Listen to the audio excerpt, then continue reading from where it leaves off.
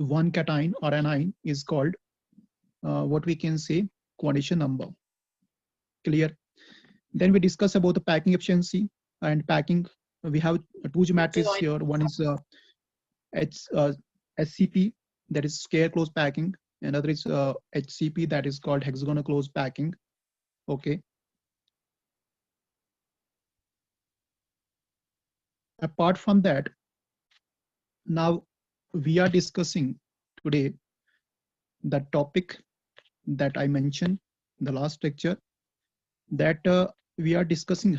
The very important is about the crystal system, where the formula is Coutomb-Thurr. Okay, and one here, other way to remember the Brovit's lattices, it is 3 2 4 2 1 1 1, and this is equal to 14 total, and this is equal to 7 total. So 7 crystal systems with the possible 14 arrangements, each having given here based on the crystal system. And how to remember that, may you practice that. After that, today we discuss about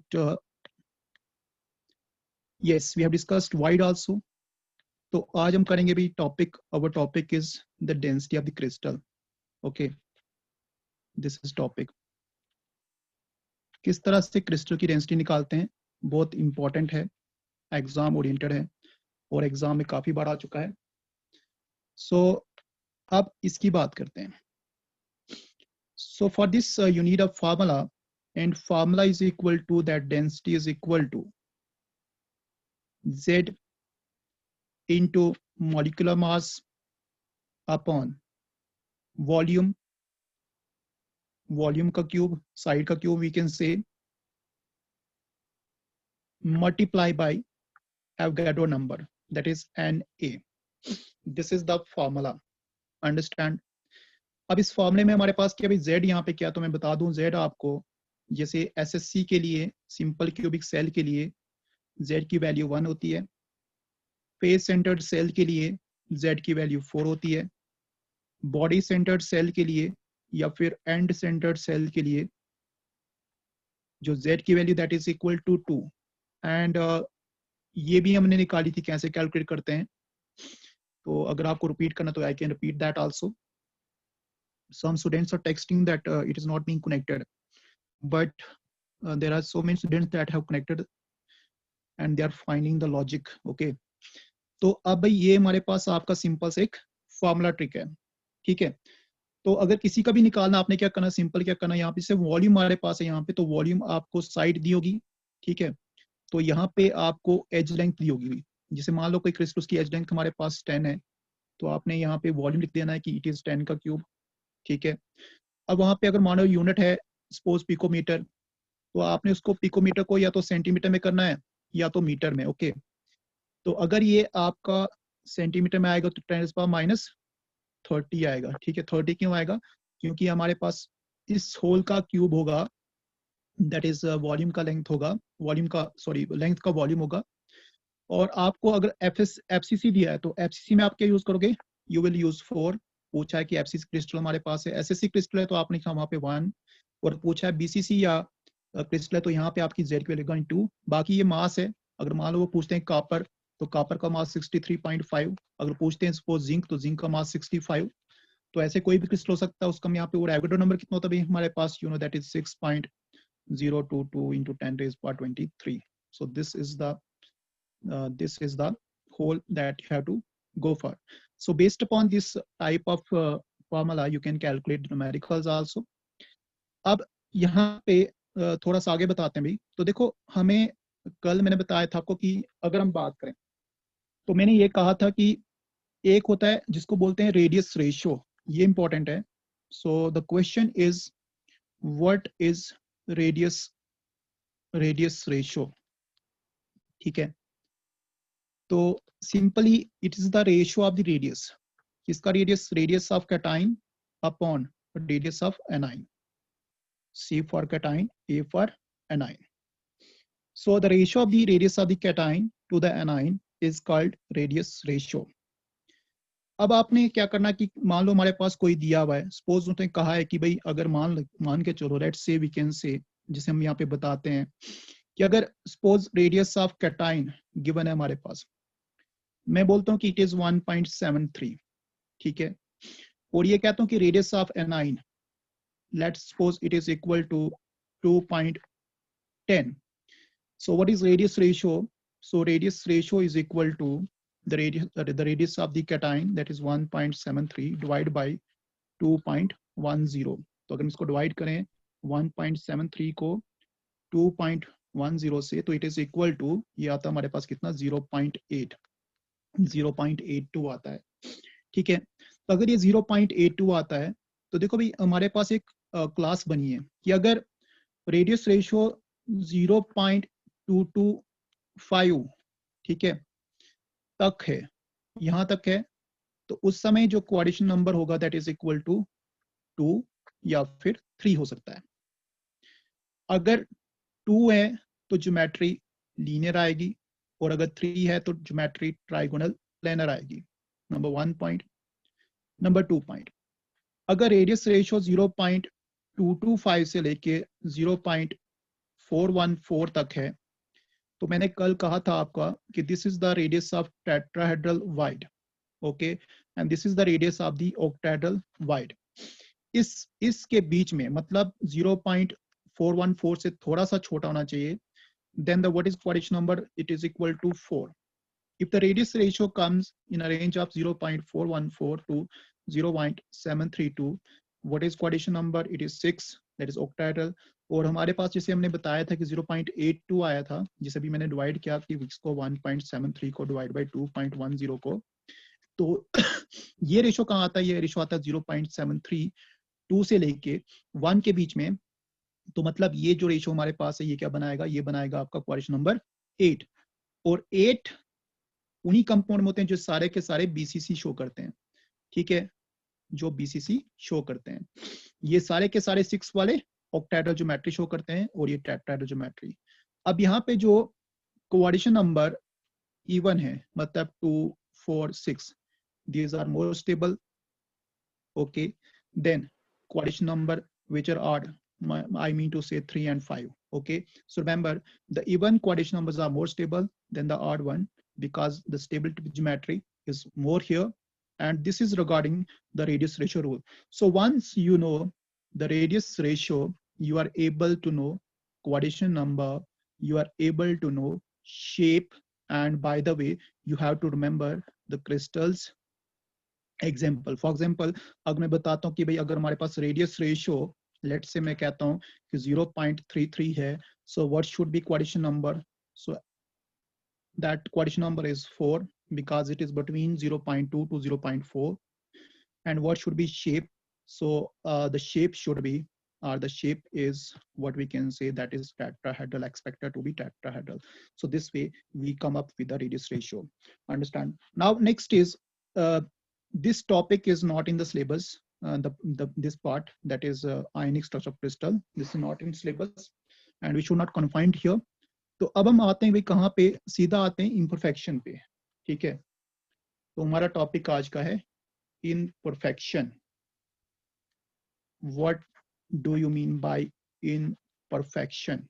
That means simple to say the we can say distortion,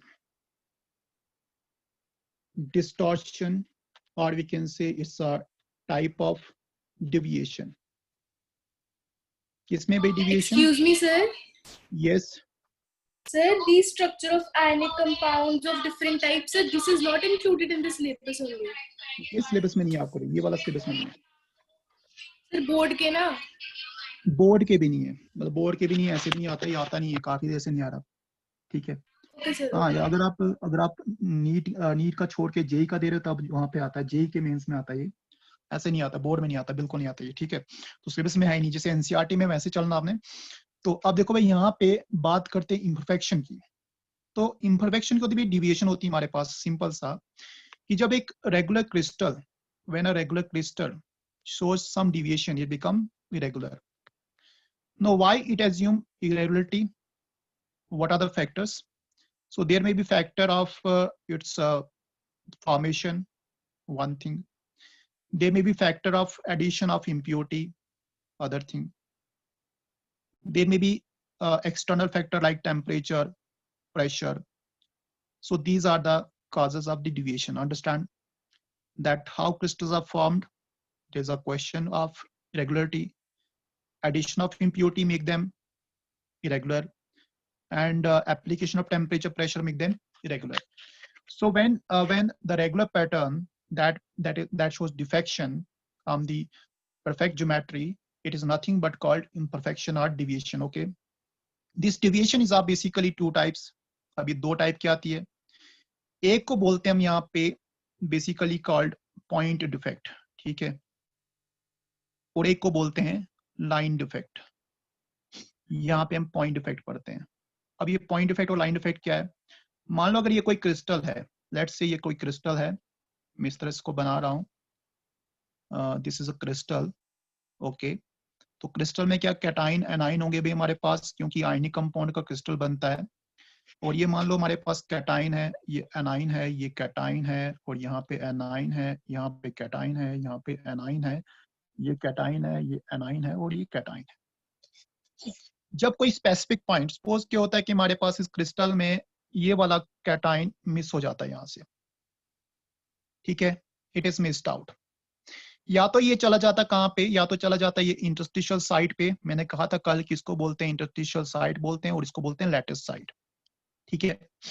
या तो ये यहाँ पे चला जाता है, या तो ये क्या होता है कि ये क्रिस्टल से बाहर आता है, ये यहाँ पे चला जाता है, ठीक है. या तो ये डिस्प्लेस होता है, मैं इसको यहाँ पे डी लिख रहा हूँ, डिस्प्लेस हो जाता है, या तो फिर ये मिस्ड आउट हो सकता है, मतलब बाहर निकल जाता है. ये दो चीजेस हमारे पास हैं, ठीक है, ये दो केस हमारे पास हैं. तो जब एक स्पेसिफिक कोई क्रिस्टल पॉइंट या कोई लैटिस साइट जब हमारे पास डिविएट हो जाए, that is called point defect. Remember it's a point defect.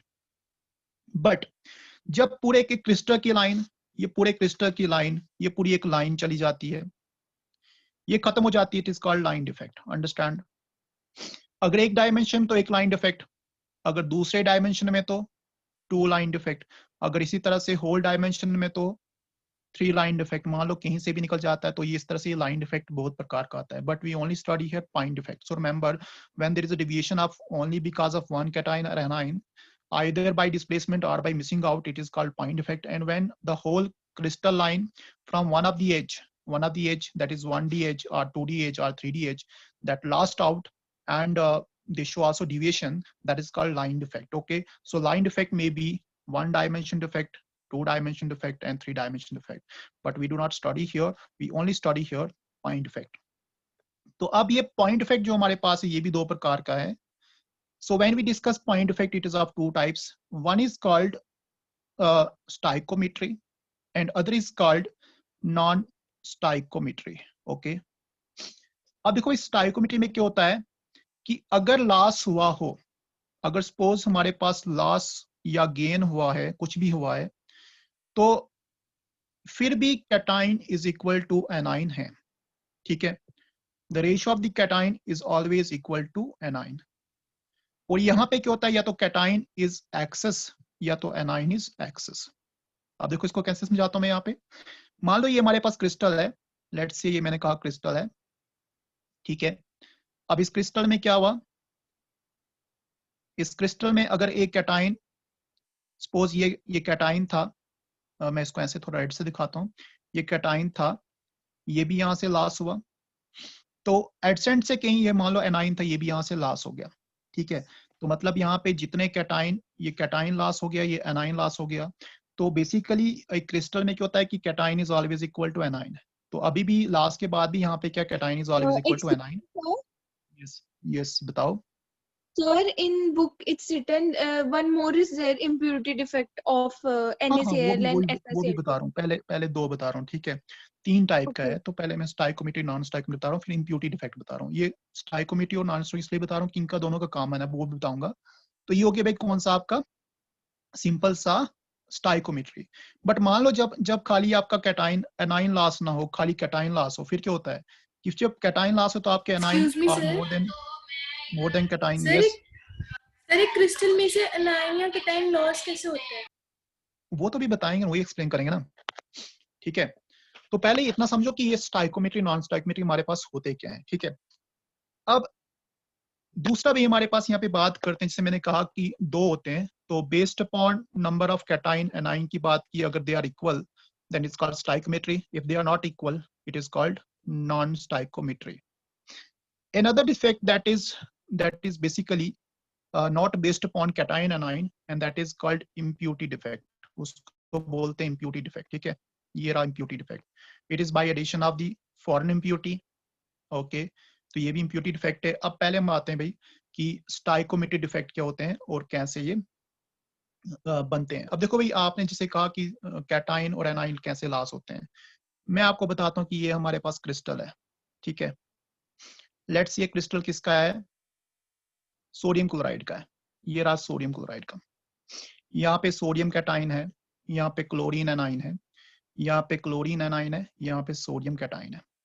तो यहाँ पे दो सोडियम कैटाइन है और दो यहाँ पे क्लोराइड एनाइन है. पहले खाली समझो भाई, अगर मैं क्या कहता हूँ कि यहाँ से सोडियम, हमने क्या किया, ये हमारे पास 100% क्रिस्टल था, कहीं से मैग्नीशियम आ गया, मैग्नीशियम 2 पॉजिटिव आ गया, या मैग्नीशियम का क्लोराइड का सॉल्ट आ गया, MgCl2 आ गया, 1% ही आया है ना, 1% ही आया. तो इस मैग्नीशियम आयन है, अब देखो यहाँ पे अगर क्लोरीन को रिप्लेस करेगा कोई फर्क नहीं पड़ेगा क्योंकि दोनों का स्ट्रक्चर सेम है. बट अगर मान लो कि यहाँ से सोडियम निकल जाता है, यहाँ से सोडियम निकल जाता है और इसकी प्लेस पे क्या आता है? इसकी प्लेस पे आता है मैग्नीशियम. अब मैग्नीशियम कितना, यहाँ पे 2 पॉजिटिव चार्ज है. ठीक है, अब मैग्नीशियम पहले यहाँ पे देखो भाई, यहाँ पे क्या था, पहले सोडियम 1 पॉजिटिव चार्ज था, क्लोरीन 1 नेगेटिव चार्ज था, बैलेंस. यहाँ पे सोडियम 1 पॉजिटिव चार्ज था और यहाँ पे क्लोरीन 1 नेगेटिव चार्ज, बैलेंस. तो अब इस केस में क्या हुआ कि एक कैटाइन यहाँ पे जब आएगा, Mg2 पॉजिटिव आएगा सोडियम की जगह पे, तो एक कैटाइन एक्सेस में होगा. ठीक है, तो यहाँ पे जो MgCl2 है वो एक हमारे पास इम्प्योरिटी है. ठीक है, तो इस तरह से कैटाइन एक्सेस हो गया. ठीक है, तो इसी तरह से अगर सपोज यहाँ पे एल्यूमिनियम आता, Al3 पॉजिटिव आता, तो 2 कैटाइन एक्सेस हो जाता. तो ये एक तरह की इम्प्योरिटी डिफेक्ट है कि जब कोई भी हमारे पास हायर टाइप का मेटल सॉल्ट मतलब कोई आयनिक कंपाउंड हायर टाइप का, जिसका ऑक्सीजन स्टेट हायर हो, जैसे 2 और 3 हो, तो वहां पे लोकेट करके हमारे पास डिफेक्ट काज करते हैं. तो ये डेविएशन कैसे होती है भाई? ये तो इम्प्योरिटी का डिफेक्ट हमारे पास है. बट आप ये कह रहे हो कि भाई इलेक्ट्रॉन एटम्स कैसे लॉस होंगे, एनाइन कैसे लॉस होंगे, कैटाइन कैसे लॉस होंगे, वो भी बताता हूँ अभी. देखो, उनके लिए वो भी फैक्टर है, टेम्परेचर है, प्रेशर है, ठीक है, या फिर आपका क्रिस्टल फॉर्मेशन है, वो भी फैक्टर रिस्पॉन्सिबल है. तो अब जो स्टाइकोमेट्री डिफेक्ट है, ये हम यहाँ पे पढ़ेंगे 2 प्रकार का. एक तो जिसको बोलते हैं शॉर्टकी डिफेक्ट, दूसरा इज फ्रेंकल डिफेक्ट. अंडरस्टैंड? अब दोनों डिफेक्ट में क्या है कि अगर हम दोनों डिफेक्ट को ऑपरेट करते हैं तो always cation is equal to anion, because it is stoichiometry defect. No, what is Schottky defect? So Schottky defect is a defect basically, अगर मैं एक क्रिस्टल यहाँ पे डिजाइन कर रहा हूँ, suppose this is crystal, look at the crystal first. ये crystal हमारे पास है, इस तरह बनाता हूं मैं.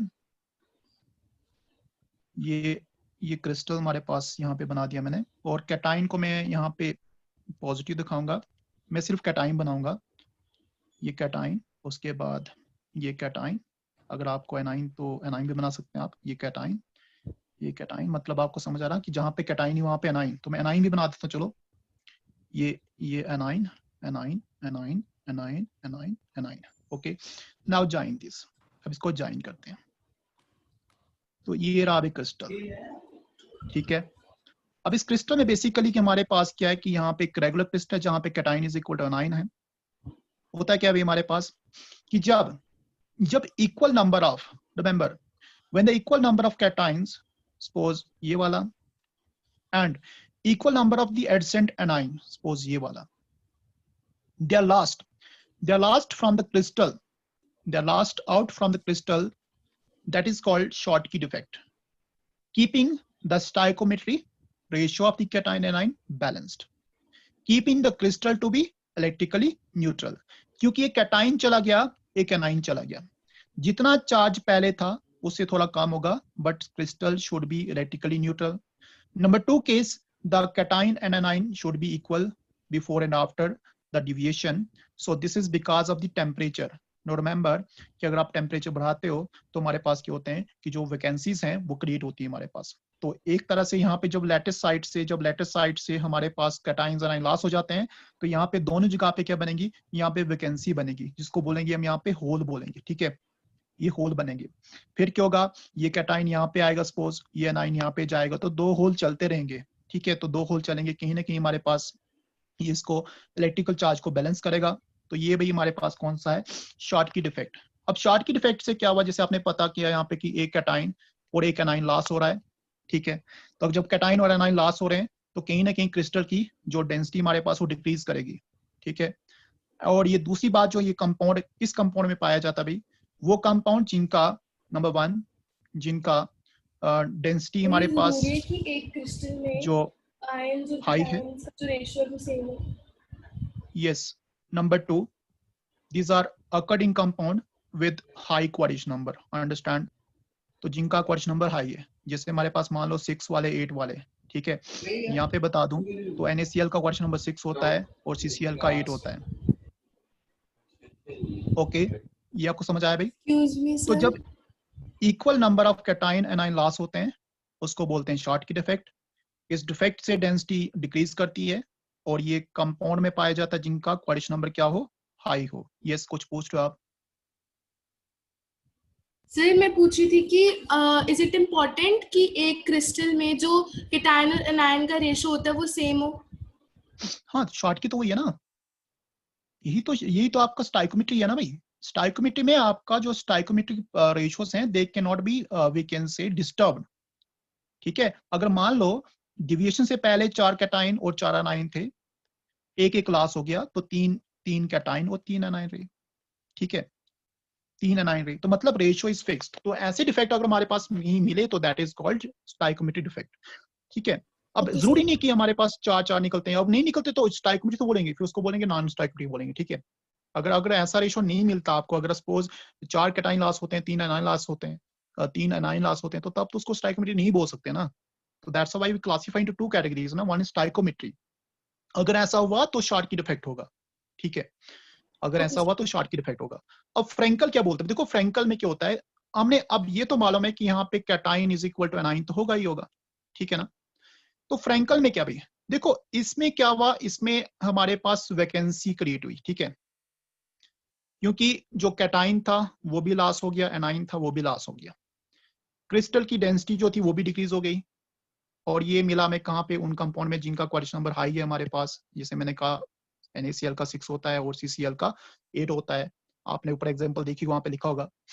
अब यहाँ पे फ्रेंकल में क्या होता है कि अगर हमारे पास मान लो क्रिस्टल है, ये क्रिस्टल है, ठीक है, अब यूजुअली क्या होता है कि जो कैटाइन है, यूजुअली यही कहा जाता है, एनाइन भी बोल सकते हो, बट यूजुअली के जो कैटाइन है, देखो भाई कैटाइन क्या करता है, कैटाइन जो है it it is displaced, displaced मतलब it will last from lattice site, ये इसकी लेटेस्ट साइट होती है और ये इसकी इंटरस्टिशियल साइट होती है, it will last from lattice site and go at interstitial site, यहां से ये निकल जाएगा और कहां जाएगा भाई, इंटरस्टिशियल साइट में चला जाएगा, अंडरस्टैंड। तो ये केमिस्ट्री किसकी, फ्रेंकल डिफेक्ट की। तो फ्रेंकल डिफेक्ट में खाली क्या होती है, डिसलोकेशन होती है, डिसलोकेशन, ठीक है, मतलब लेटेस्ट साइट से यूजुअली कैटाइन चला जाता है कहां पे, इंटरस्टिशियल साइट में, ठीक है।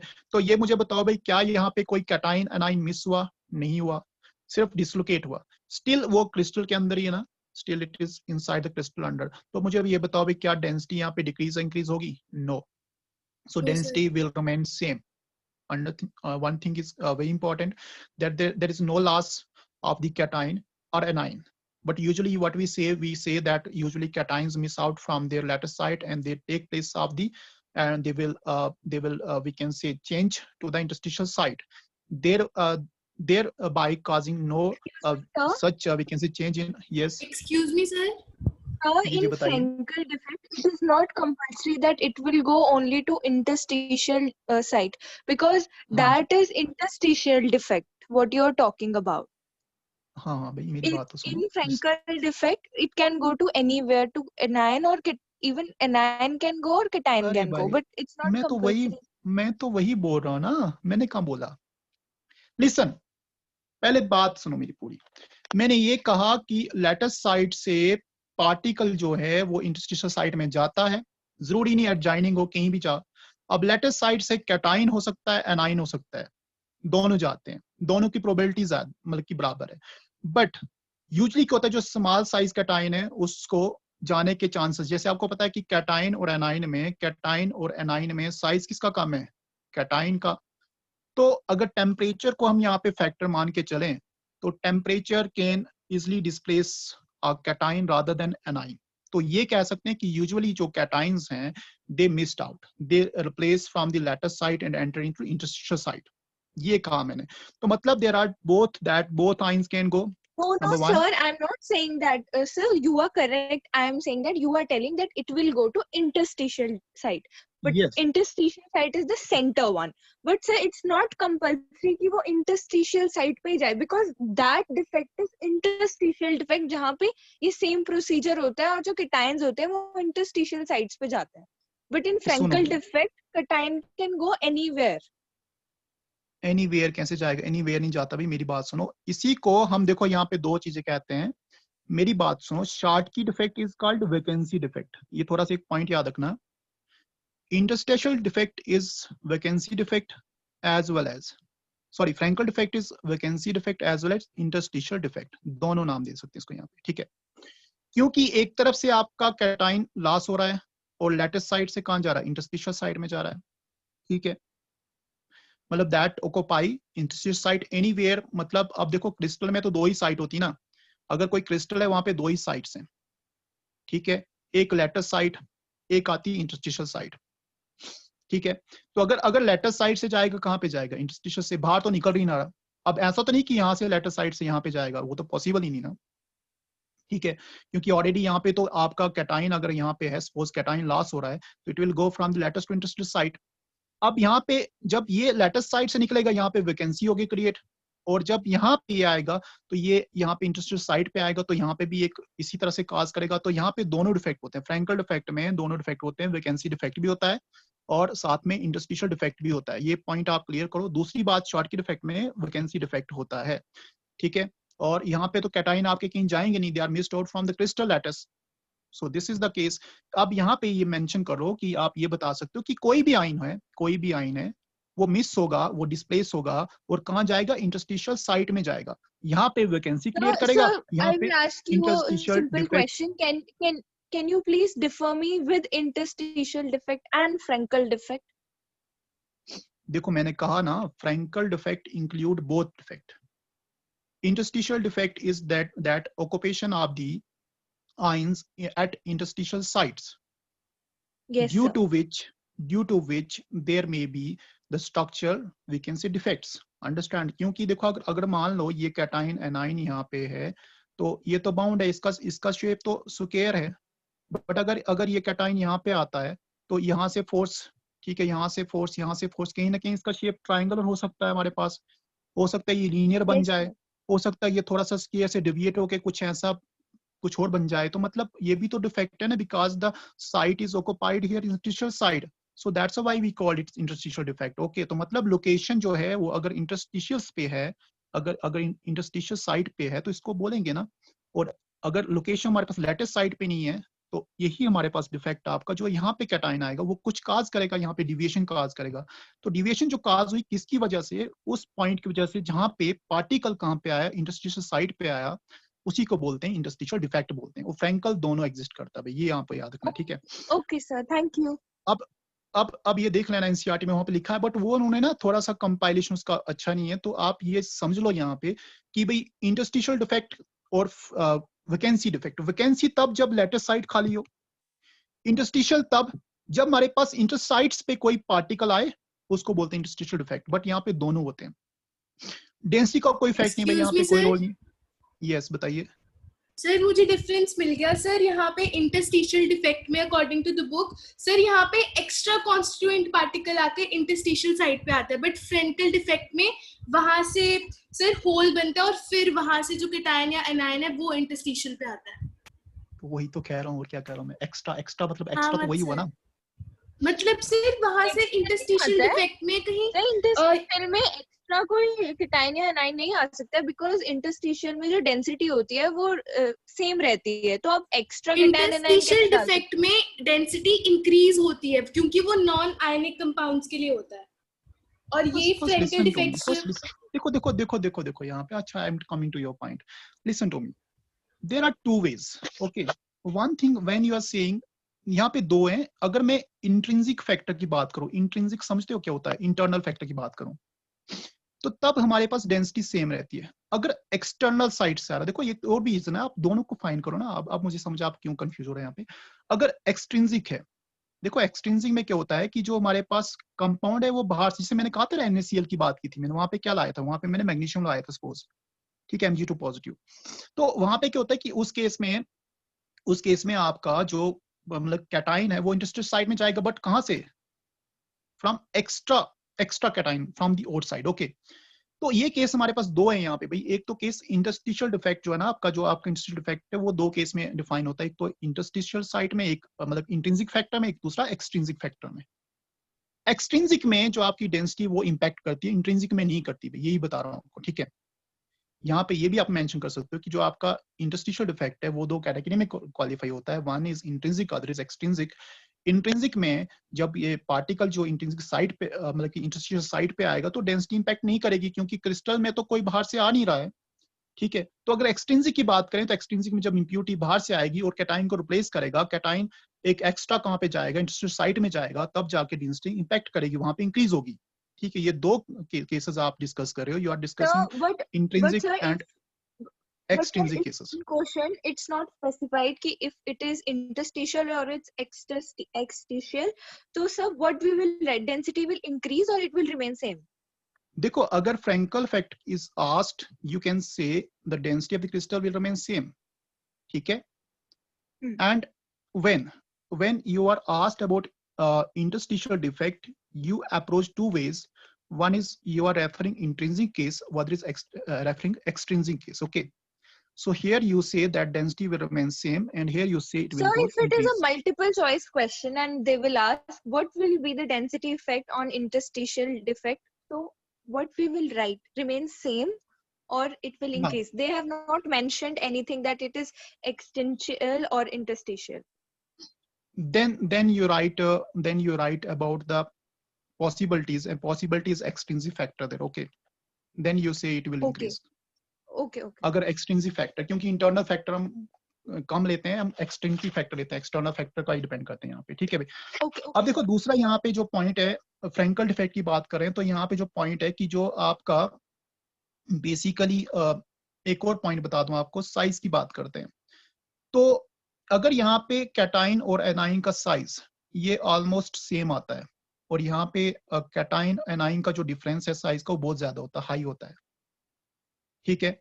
दूसरी बात, यहाँ पे जो क्वाड्रेशन नंबर है वो भी कम होते हैं, मतलब जैसे मान लो आप 2 और 4, ठीक है, ये हमारे पास यहाँ पे हैं.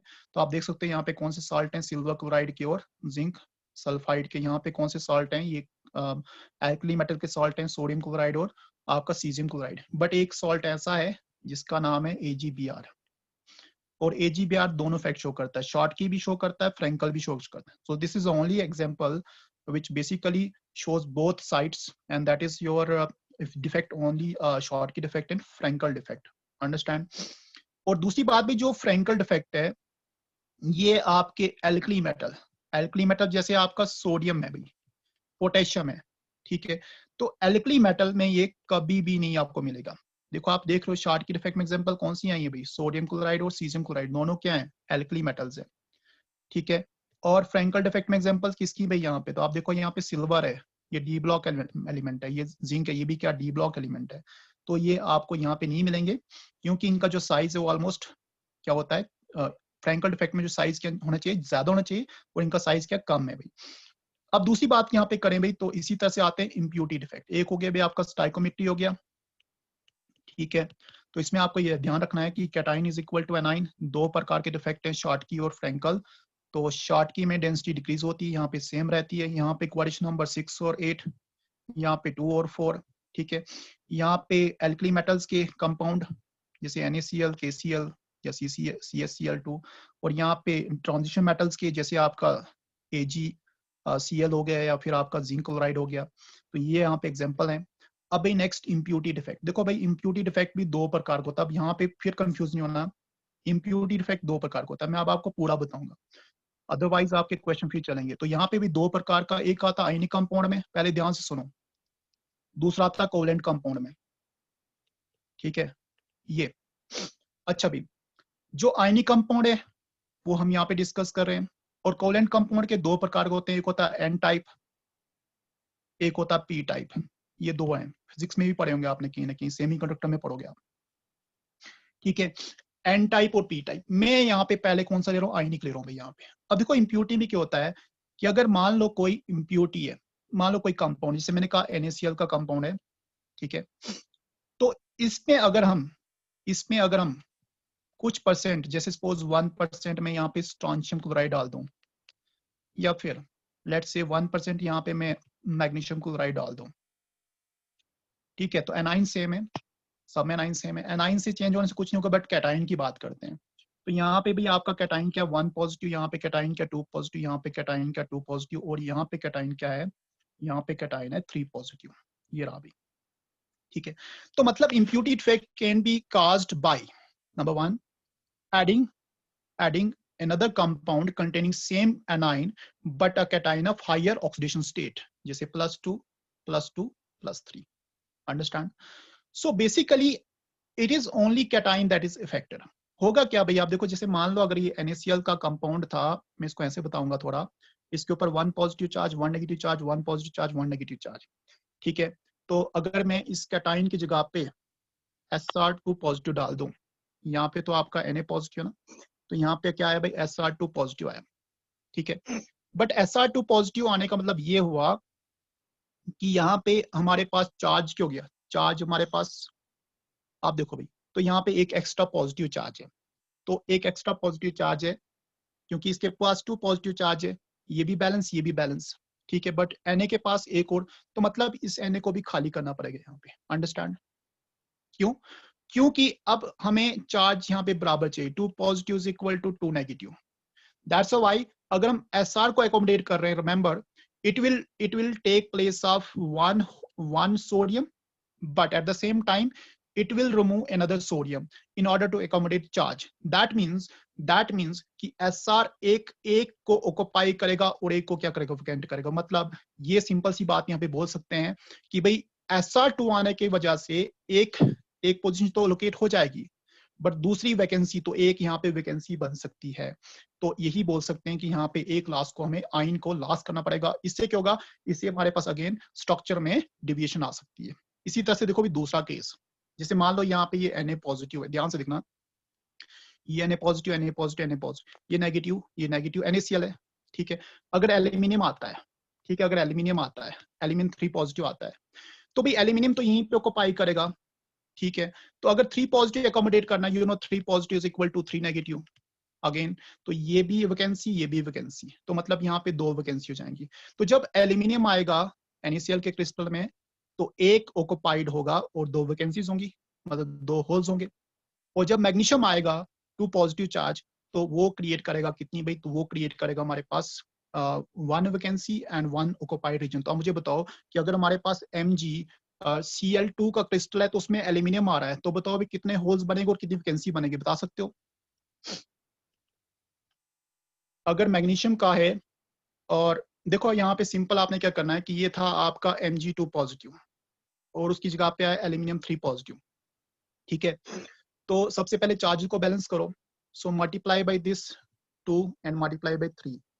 दैट मीन्स आपके 3 मैग्नीशियम को रिप्लेस करना पड़ेगा, जिसमें से 3 मैग्नीशियम प्लेस हो गए और 2 ऑक्युपाई करेंगे, 2 ऑक्युपाई। तो बताओ भी कितना होल हुए, how many holes are left here, vacant space कितनी होगी यहाँ पे, बता सकते हो? यस आंसर मी, नहीं समझ आ रहा है? देखो भाई 3 2s are 6 positive charge. Are you getting me? Yes, sir. हाँ, तो कितने होल होंगे यहाँ पे, 1 होल होगा ना, या डायग्राम से बता दूं? Yes, sir. तो 1 ही होगा। तो आप इस तरह से यहाँ पे देखना और आप देख सकते हो कि कितने वैकेंसीज यहाँ पे प्रोड्यूस होते हैं। This is the formula. तो ये याद रखना भाई कि जब कोई भी हायर ऑक्सीडेशन स्टेट का मेटल एक लोअर ऑक्सीडेशन स्टेट में एंटर करता है, तो वहां पे कुछ वो ऑक्युपाइड करता है और कुछ वहां पे होल्स करते हैं। तो वो जो होल्स की वजह से यहाँ पे वैकेंटिक स्पेसेस की वजह से यहाँ पे क्लस्टर डिविएट हो जाते हैं। This is called what we can say impurity defect. ये था किसमें? ये था आपके आयनिक कंपाउंड में। ठीक है, अब आपका कोवेलेंट कंपाउंड की यहाँ पे बात नहीं कर रहा हूं मैं। ठीक है, तो अभी मैं एक बात कर रहा हूँ किसकी? नॉन स्टाइकोमेट्रिक डिफेक्ट की। देखो भाई, सबसे पहले नॉन स्टाइकोमेट्रिक डिफेक्ट में आपका जो स्टाइकोमेट्री है that can not be obeyed. Okay, the number of cations not equal to anion. Okay, अब इसमें क्या होता है? हमारे पास ये डिफेक्ट हमारे पास दो प्रकार का है। मतलब एक तो जिसे मेटल एक्सेस, ठीक है, एक मेटल डेफिशिएंसी। ठीक है, अब उसके बाद मेटल एक्सेस में क्या होता है? What is metal access? यहाँ पे दो देखो, मेटल एक्सेस का मतलब है कि या तो कैटाइन एक्सेस, तो ये वाला जो पॉइंट आप बता रहे हो, ये अभी इसकी बात करते हैं। या तो एक एक्स्ट्रा कैटाइन आएगा, तभी मेटल एक्सेस बोलते हैं। या तो फिर लॉस ऑफ एनाइन होगा, तब इसको मेटल एक्सेस बोलते हैं भी। ठीक है, अब इसमें देखो क्या करते हैं हमारे पास, कैसे डिस्कस करते हैं। तो ये हो गया मेटल एक्सेस, या तो कोई एक्स्ट्रा कैटाइन बाहर से आएगा, नंबर 2 केस, या तो एनाइन लॉस होगा तब भी मेटल एक्सेस होगा, तब भी कैटाइन एक्सेस होगा। अब हम बात करते हैं यहाँ पे मेटल एक्सेस की, और ये बात करते हैं किसकी वजह से? Due to presence of extra cation. This one, due to presence of extra cation. कि एक्स्ट्रा कैटाइन कैसे आएगा?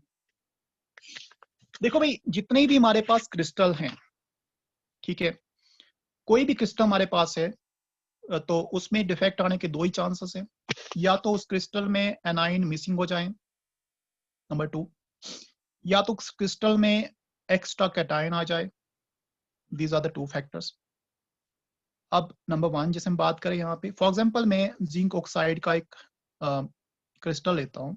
ठीक है, तो ये आपका क्रिस्टल है, लेट्स से। ठीक है, तो ये मान लो किसी एल्कली क्रिस्टल है, suppose it is crystal of something. तो उसके ऊपर मैं क्या करता हूँ, यहाँ पे जिंक ऑक्साइड को हीट करता हूँ। जब हीट किया तो क्या होगा भाई? यहाँ पे ये देगा zinc 2 positive plus 1/2 of oxygen plus 2 electrons. अच्छा, अब होता क्या? अभी क्रिस्टल तो हमारे पास रेगुलर था यहाँ पे, बट जैसे मैंने इसको ऊपर हीट किया तो क्या होगा? जो जिंक कैटाइन है ना, they will enter in the interstitial site as extra cation. ये मान लो क्रिस्टल परफेक्ट था, यहाँ पे Zn2 पॉजिटिव आया। ठीक है, तो ये Zn2 पॉजिटिव आएगा, और ये क्या करेगा? ये हमारे पास यहाँ पे एक्स्ट्रा ऐड हो जाएगा, और ये क्या करेगा? इसको डेविएट करेगा। तो ये आपका है, this is also one of the factor that is causing interstitial defect। ठीक है, तो this is presence of due to extra cation. ठीक है, तो ये चीज हमारे पास को बोलते हैं कौन सा? वी कैन से। अब यहाँ पे क्या भी, अगर देखो आप यहाँ पे, the ratio of cation and anion will increase, right? हाँ, तो इंक्रीज भी हो जाएगा, वही तो है ना। अब देखो यहाँ पे cation basically more than A9 हो गए। ठीक है, तो यही तो फैक्टर हमारे पास यहाँ पे। अब दूसरा देखो भाई, यहाँ पे दूसरा जो इसमें सबसे इंपॉर्टेंट है, अब देखो यहाँ पे एक छोटा सा यहाँ पे एग्जांपल इसने बताया है कि मेटल डेफिशिएंसी डिफेक्ट जो है, ये मेटल एक्सेस डिफेक्ट, मतलब कि अब डेफिशिएंसी डिफेक्ट में क्या होता है? देखो डेफिशिएंसी डिफेक्ट में क्या होता है, मान लो मैं आपको यहाँ पे बोलता हूँ कि जैसे हमारे पास समहाउ, अगर मैं आपको बोलता हूँ कि भाई आपके पास एक मेटल है, सपोज उसमें है आपका Fe2O4। ठीक है, मतलब ये ऑक्साइड है, तो आपका तो ये मिक्स ऑक्साइड है। किसका बना है? एक तो FeO का बना है, एक Fe2O3 का बना है। ठीक है, तो अगर मैं यहाँ पे कंपोजिशन देखूं, so you know that here is iron +2, iron oxygen -2, so what is ratio? 1:1 ratio है ना। और यहाँ पे अगर यहाँ पे बात करें तो this is +3, this is -2, total 6 हो जाएगा आपका। यहाँ पे रेशियो क्या? 2:3। अगर ऐसे निकालें तो सिंपल निकालें तो, बट होता है क्या है कि यू नो दैट कि FeO does not exist without having presence of what? Without having presence of Fe2O3। when we are being extract that from Fe2O4। मतलब बेसिकली क्या होता है कि नेचर में क्या होता है, नेचर में जब आपका FeO मिलेगा आपको ना, उसके साथ कुछ ना कुछ क्या मिलेगा आपको, उसके साथ कुछ ना कुछ आपको Fe2O3 भी मिलेगा, ठीक है। तो कहीं ना कहीं यहाँ पे आयरन जो +2 है ना, जो आयरन यहाँ पे +2 है बेसिकली, वो हमारे पास कहीं ना कहीं उसमें कुछ परसेंटेज ऑफ आयरन +3 भी होता है। मान लो अगर आपने ये 99% निकाला तो 1% आपका ये भी आएगा, ऐसी बात नहीं कि 1% ये नहीं आएगा। तो अब यही केस हमारे पास है कि इस वजह से क्या होता है कि जो आयरन का रेशो जो आपका 1:1 रेशो है वो नहीं होता है, तो आयरन थोड़ा सा कम होता है, क्योंकि आयरन +2 फॉर्म में +3 में भी होगा। तो इसलिए आयरन क्या है भाई, जैसे सपोज 0.96% आयरन है और ऑक्सीजन आपका 1% है, तो ऑक्सीजन तो रिड्यूस नहीं हुआ ना, वो सेम हुआ। बट आयरन की कंपोजिशन क्या होगी, सेम से थोड़ी कम होगी। ऐसा क्यों हुआ, क्योंकि भाई कुछ जो हमारे पास जो आपके Fe2 पॉजिटिव आयन है, they are being replaced by home Fe3 positive ion. Understand. अब ऐसे कंपाउंड को जहां पे डेफिशिएंट अमाउंट ऑफ मेटल हो, उनको बोलते हैं, एक टर्म बोलते हैं, दैट इज कॉल्ड बर्थोलाइट, बर्थोलाइट्स।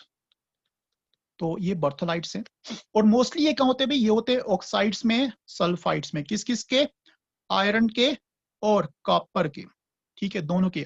मतलब अगर मैं आपको एक बर्थोलाइट बताऊं किसका, सपोज मैं आयरन का बता दूं, तो मेरे पास ये भी हो सकता है, जैसे आयरन 0.96 ऑक्सीजन, या फिर आयरन 0.93 ऑक्सीजन, डिपेंड करता है कितना आपने लेना है। इस तरह से कॉपर सल्फाइड, ये कॉपर सल्फाइड है, suppose you know that copper sulphide is this one formula, ठीक है, विद कॉपर 1 पॉजिटिव, यहाँ पे copper 1 positive, and you know that ये भी एग्जिस्ट कर सकता है CuS कॉपर 2 पॉजिटिव। तो अगर मैं इसको लिखूं क्या इसका, तो इसको मैं ऐसे कॉपर 1.5 1.96 और सल्फर एक है ना, तो मतलब 2 नहीं है, कितना है, 1.9 है। वैसे यहाँ पे लिख सकता हूँ इसको कॉपर सपोज 0.96 और ये सल्फर हमारे पास। तो ऐसे कंपाउंड जहाँ पे मेटल जो है वो प्रॉपर रेशो में नहीं है, जैसे 2 में यहाँ पे वैसे नहीं, कम है, थोड़ा डेफिशिएंट है। And why so? Because copper here is +1 +2 and both can exist in copper sulfide. Similarly, iron, in case of iron, so iron is always +2 and +3. So in case of, we can say +2 जो है, they can be replaced by the +3. तो कुछ वहां पे cases हैं, that's why we can say कि जो iron 2 positive ions हैं वो मिस होंगे और उनकी जगह पे रिक्वायर्ड Fe3 पॉजिटिव आएंगे।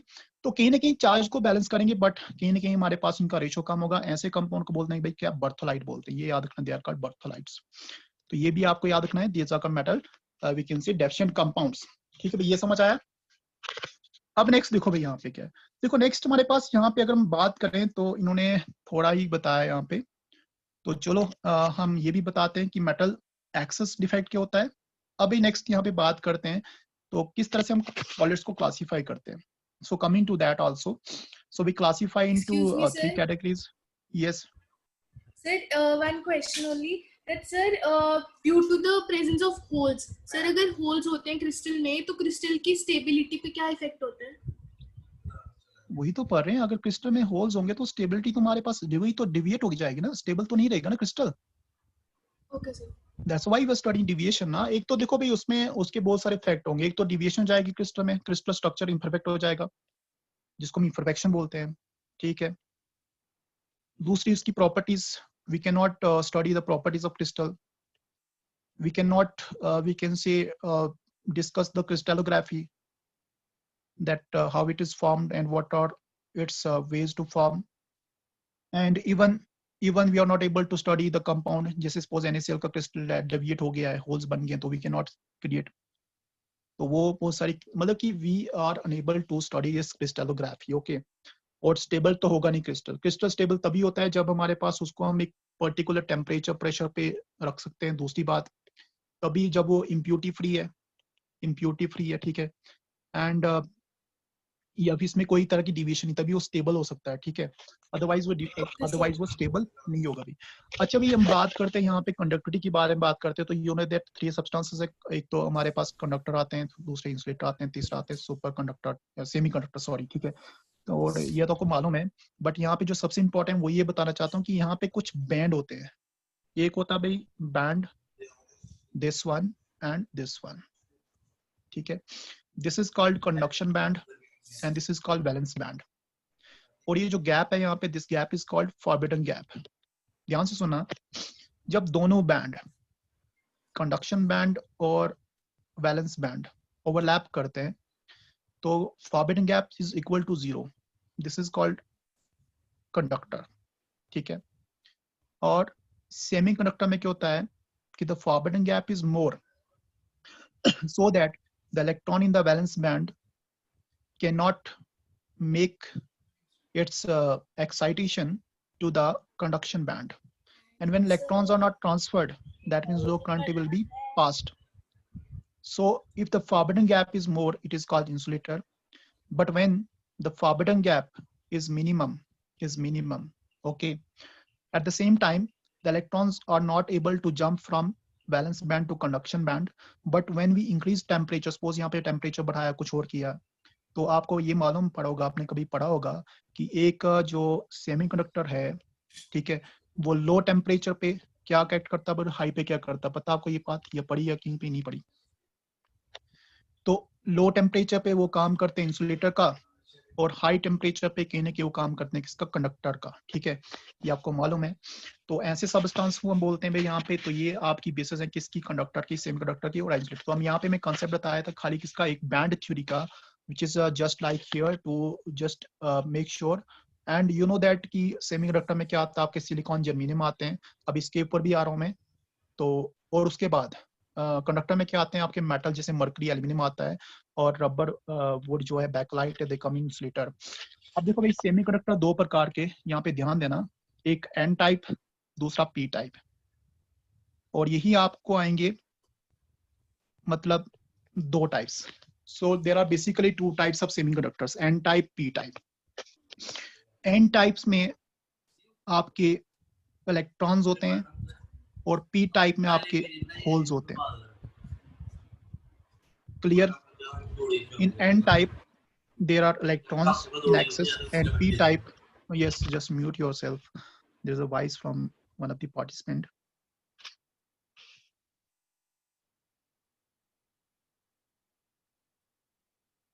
तो अब देखो भाई यहाँ पे जो मैं आपको बता रहा हूँ उसको चीज को ध्यान से देखिएगा।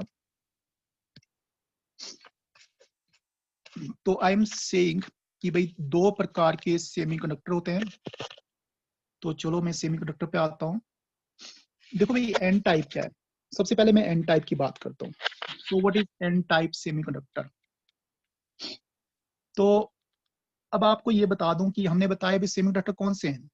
ये भी हमारे पास 14 ग्रुप के एलिमेंट, सिलिकॉन, जर्मेनियम, ठीक है, not 14, sorry, yes it is 14, carbon family, ठीक है, हाँ कार्बन फैमिली वही। तो कार्बन फैमिली, सिलिकॉन और जर्मेनियम। देखो भाई कार्बन फैमिली में क्या होता है, there are 4 electrons, there are 4 electrons in normal shell. For example silicon की बात करूं तो there are 4 electrons, 1 2 3 4 electrons. Clear? अब यहाँ पे हैं, तो मान लो सिलिकॉन का क्रिस्टल हमारे पास है, ये सिलिकॉन का क्रिस्टल हमारे पास है, लेट्स से, ठीक है, मैं ऐसे बता देता हूँ, ये सिलिकॉन के क्रिस्टल हमारे पास है।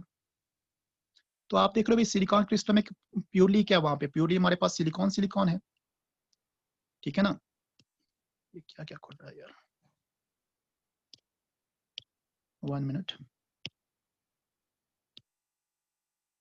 तो अब यहाँ पे जो सिलिकॉन का क्रिस्टल हमारे पास है, so basically this is pure silicon crystal, understand. तो अब जब इस सिलिकॉन क्रिस्टल में 14 ग्रुप में, so remember when in the 14 group, जब हम 14 ग्रुप की बात करते हैं, we are adding the elements from the 15 group. कहां से एलिमेंट ऐड कर रहे हैं? 15 ग्रुप से। तो अगर मैं 15 ग्रुप की बात करूं तो देयर इज, जैसे बात करते हैं वहां पे नाइट्रोजन की, फास्फोरस की, आर्सेनिक की, एंटीमनी की, बिस्मथ की, और इसकी वैलेंसी क्या होती है भाई? इसकी वैलेंसी होती है 5 मतलब यहाँ पे 5 वैलेंट इलेक्ट्रॉन्स हैं, ठीक है, वैलेंसी तो 3 आती है but there are 5 valent electrons. So if we just there is a silicon crystal, by the way, okay, it is forming 4 bond, and by the way when to silicon crystal we are adding phosphorus, phosphorus के पास total 5 electron, एक तो इसके साथ इसने adjust किया, दूसरा silicon के साथ एडजस्ट किया, तीसरा सिलिकॉन के साथ, चौथा सिलिकॉन के साथ एडजस्ट किया। तो मुझे ये बताओ भाई यहाँ पे कि जब इसने 4 इलेक्ट्रॉन को एडजस्ट किया तो 5वां इलेक्ट्रॉन कहाँ जाएगा? Yes, so fifth electron will be free, understand. तो ये जो 5th इलेक्ट्रॉन हमारे पास यहाँ पे है, this result in an type of the crystal. Okay.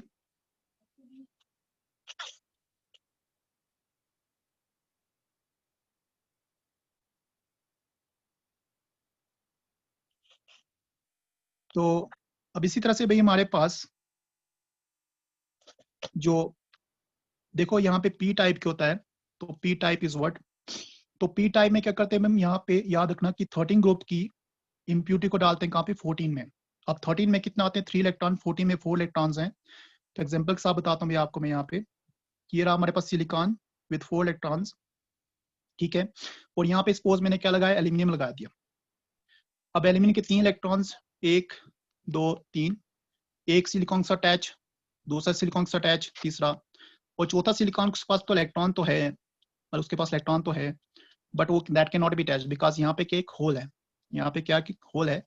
तो मतलब ये हो गया कौन सा आपका पी टाइप।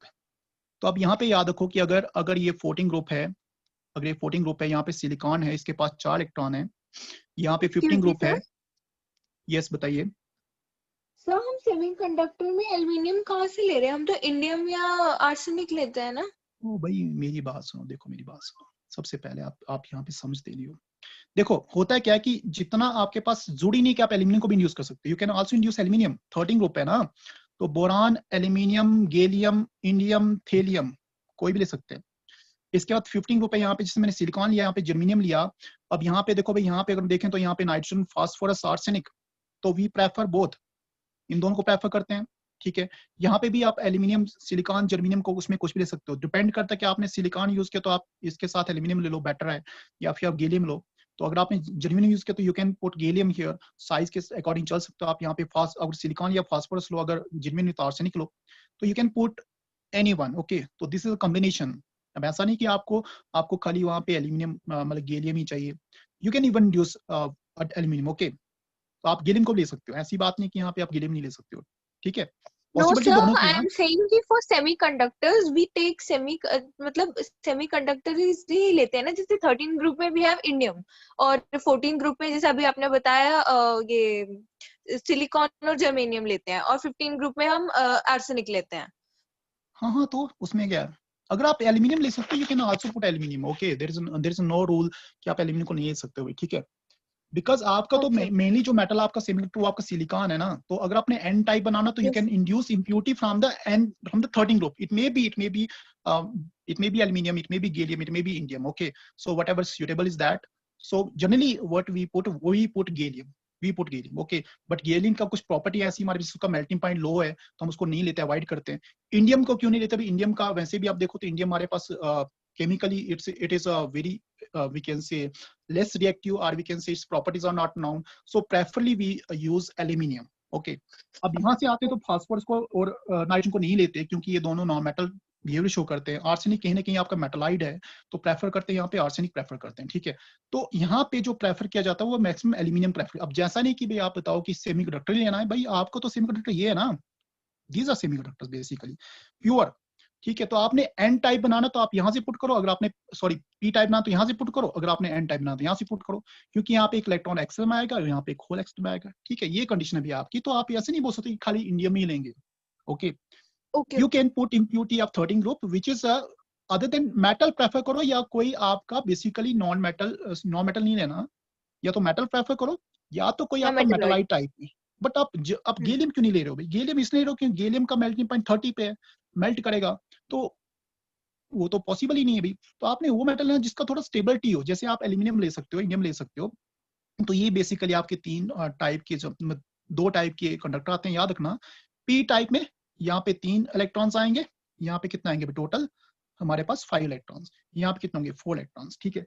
तो जब जब यहाँ पे ये 3 बॉन्ड बनाएगा तो एक होल बनेगा, जब यहाँ पे ये 4 बॉन्ड बनाएगा तो एक इलेक्ट्रॉन एक्सेस होगा। तो मतलब ये बोल सकते हैं कि जो आपका एन टाइप है, अब देखो यहाँ पे जो एन टाइप है उसमें करंट कैरियर कौन से हैं, उसमें करंट कैरियर इलेक्ट्रॉन्स हैं। जो पी टाइप है उसमें करंट कैरियर कौन से हैं, उसमें करंट कैरियर आपके होल्स हैं, ठीक है भाई। और पी टाइप किसे बनता है, 13 को जब हम इसमें करते हैं 14 में इंड्यूस करते हैं ग्रुप को। और एन टाइप का बनता है जब हमारे पास आपका 15 ग्रुप है, वो इंड्यूस कहाँ पे होता है, आपके 14 ग्रुप में। ये आपका अरेंजमेंट है।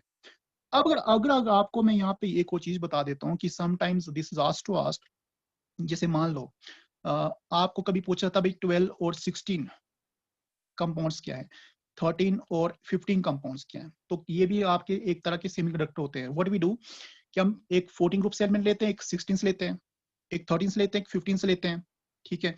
तो यहाँ पे भी हम इलेक्ट्रॉन ले सकते हैं, इस तरह से हम ग्रुप भी बना सकते हैं। तो ये भी कंपाउंड हो जाता है, what are 12 and 16 group compounds and 13 and 15 group compounds. So ये याद रखना भी, यहाँ पे दो टाइप के सेमीकंडक्टर आते हैं, एक आपका हो गया कौन सा, one is your n type, other is p type. So I have to switch of the class because I have to take another Excuse class. me, So sir. अब yes बताइए भाई। तो सर ये जो आपने अभी बताया कि वो सिलिकॉन और एल्युमिनियम वाला, that is normal in P type semiconductor में, जिसमें हमें डेफिशिएंसी ऑफ इलेक्ट्रॉन्स होती है, जिसकी वजह से पॉजिटिव चार्ज एक्सिस में होता है। बिल्कुल बिल्कुल, होल्स मतलब पॉजिटिव चार्ज, और जब होल रोटेट करेगा तो करंट कैरी करेगा, ठीक है। और sir then what is doping? doping is just we can say addition of impurity, just like we are adding we can say this gallium or in element to the silicon crystal. It's addition of. Then why do we only take metalloid in that? For example, here is an example. So they have taken with silicon, they have taken arsenic, and it is written that we take only that we only take that metals or metalloids which are having free electrons. देखो, if they are putting arsenic, first of all listen, if they are putting arsenic, there is electron access. And if we are adding Yes, sir. arsenic crystal to the silicon crystal, it's also type of doping, but it will produce your n type. N type we can say semiconductor, because there is one excess electron. In case of arsenic, there are 5 electrons. Okay, there are 5 electrons Yes, to sir. outermost shell. अगर आप Yes, sir. लेते हो So कि हाँ 2 यहाँ पे aluminium electrons लेते will हो, be still left. कितने electrons? 2 electrons they will be still left, और सिलिकॉन के साथ जो लेफ्ट साइड पे बॉन्ड बनेगा वो नहीं बनेगा, because there are excess of electron in arsenic.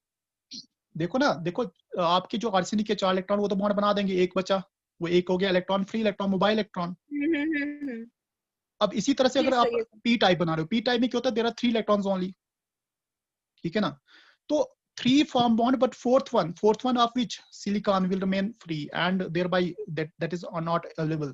In other words, we can say कि जो आपका यहाँ पे इंडियम आता है, गैलियम आता है, तो they have 3 electrons only, thereby creating one hole. अब वो होल बेसिकली क्या, पॉजिटिव चार्ज है, इलेक्ट्रॉन डेफिशिएंसी Sir, वहां पे, जिसको मैंने I P just type wanted का। to ask, in N type and in P type, in P type हाँ, there is not formation of one bond, and in N type there is formation of all the 4 bonds, and we are left with free electrons. One hole, देखो one hole होगा n type में, sorry p type में, और P एक type electron में, excess होगा n type में। हाँ बस ये एन पूछना था। एन हाँ, को मतलब okay. रखो नेगेटिव चार्ज और पी को रखो पॉजिटिव होल्स, ठीक है, इस तरह से याद रखो। हाँ, और sir bond formation N type में फुल होगी विद एक्स्ट्रा इलेक्ट्रॉन, और P टाइप में बॉन्ड फॉर्मेशन 3 बॉन्ड्स ही होंगे, और एक बिकॉज देखो ऑफ ना, वन होल तो वो बॉन्ड नहीं बनेगा। सिलिकॉन में टोटल 4 इलेक्ट्रॉन। यस अच्छा, सर। उधर से आया कौन सा, सपोज आर्सेनिक आया, उसमें 5 इलेक्ट्रॉन। सिलिकॉन तो पूरी बॉन्ड बना रहा है ना, बट यस फास्फोरस के सर। पास 1 इलेक्ट्रॉन है। इधर आओ, अब दूसरी तरफ आओ, लेफ्ट तरफ जाओ, मतलब आपका इंडियम, इंडियम के पास यस 3 इलेक्ट्रॉन, सिलिकॉन के पास 4 electron. Sir. Yes indium sir. बनाएगा 3 बॉन्ड, सिलिकॉन की बॉन्डिंग कंप्लीट नहीं हुई, सिलिकॉन के पास 1 यस सर। इलेक्ट्रॉन एक्सेस, उसके पास एक होल, तो होल मतलब पी यस सर। टाइप। अब एक क्रिस्टल यस में आपके पी टाइप में चलेंगे होल, चलेंगे करंट चलेगी होल से, एन टाइप में चलेंगे आपके इलेक्ट्रॉन, करंट कैरी होंगे वहां पे इलेक्ट्रॉन से, ठीक है। तो यही आपका फंडा है कि यहाँ पे आपके 2 टाइप्स की इंप्यूरिटी होती है। ये डिफेक्ट आपका जो है, this is also the impurity defect, इसको आप डोपिंग कह सकते हो। Doping is nothing but when we introduce foreign impurity of 13 group or 13 into 14 and 15 to 14 also, okay. Okay. So when we introduce a member of the 13 group into 14, it is doping. When we introduce member of 15 to 14, it is also doping. So this basically induction of the 13 and 15 element group into the 14, that result in 2 types of crystal, N and P type. And एक में आपके holes होंगे, दूसरे में आपके क्या कहते हैं इलेक्ट्रॉन्स होंगे। तो इस तरह से ये 2 क्रिस्टल बनते हैं यहाँ पे। वेरी सिंपल है, ये बहुत सिंपल है, आप इसको इसी तरह से पढ़ेगा। तो डोपिंग भी यहीं पे हमारे पास है, और ये इंप्यूरिटी डिफेक्ट भी हमारे पास है, बट किस कंपाउंड में, ये कंपाउंड आता है आपके कोवेलेंट, आयनिक नहीं आते, ठीक है, ये कोवेलेंट आते हैं। तो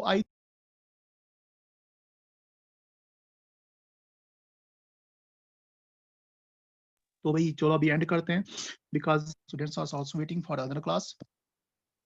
सो